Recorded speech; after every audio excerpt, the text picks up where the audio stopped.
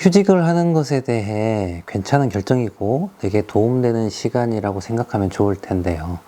학교에서 어려움을 겪었던 일로 휴직을 선택했거나 계획한 분들 중엔 휴직한 것에 대해 나를 부족하고 실패한 교사라고 생각하거나 휴직 자체를 부끄럽게 생각해 휴직을 하고 싶지만 선뜻 휴직을 결정 내리지 못한 분도 있었습니다.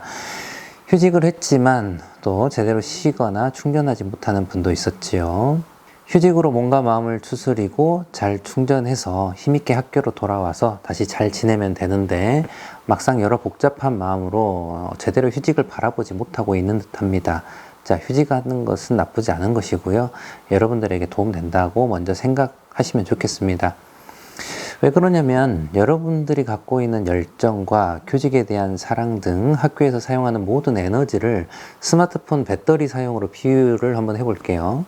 쉼이 충전이다 라는 입장으로 살펴보면 내 일터가 일반적인 수준의 에너지를 사용하는 학교와 교실이라면 일주일간 배터리가 요 정도 줄어들 거라고 생각을 해요. 학생들의 성취나 학생들이 내게 주는 사랑이 배터리를 조금 채워주기도 하고 때론 주말이 조금 더 충전해 주기도 하겠지요.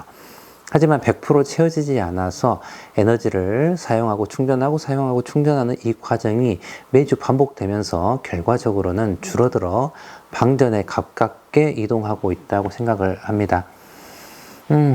하지만 우리에겐 장기적인 쉼도 있잖아요. 정신병 걸리지 말라고 방학 있다는 소리가 있기도 하는 것처럼 일종의 방학은 소진된 나에게 그동안 애썼다고 다독여주고 지친 나를 쉬게 해주고 앞으로 만날 아이들에게 여러 따뜻함과 감동을 나눠주기 위해서 천천히 에너지를 꽉 채워주는 완속 충전과도 같습니다. 그래서 방학 동안 잘 쉬고 오는 것은 스마트폰 배터리를 꽉 채워서 여러 일을 할 수 있도록 돕는 것과도 같습니다. 그래서 방학도 잘 쉬어야 되지요.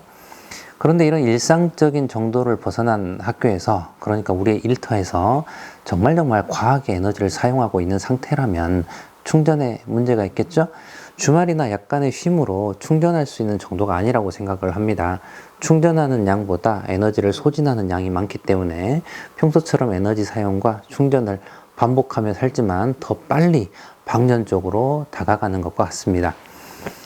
방전 상태에서 남아있는 에너지를 쥐어짜서 또 내게 닥친 여러 어려움을 해결하기 위해서 에너지를 사용하는 형국이 됩니다. 우리가 에너지가 소진되어 더 이상 남아있지 않았을 땐 꺼져 있는 스마트폰과도 같지요. 어떤 일도 할 수 없습니다. 여러분이 방전되면 어떤 것도 하지 못하고 나를 지키고 보호하는 기본적인 에너지도 남아있지 않은 상태까지 가게 되잖아요. 이게 정말 안타까운 것 같습니다. 충전해야지요. 영원히 꺼지지 않도록 충전해야지요. 꼭 충전해서 전원을 켜야 됩니다. 완충까지 가는데 시간이 그래서 평소보다 더 필요할 수밖에 없지 않을까요? 그래서 길게 충전해야 되는 이게 바로 휴직이라고 생각을 합니다.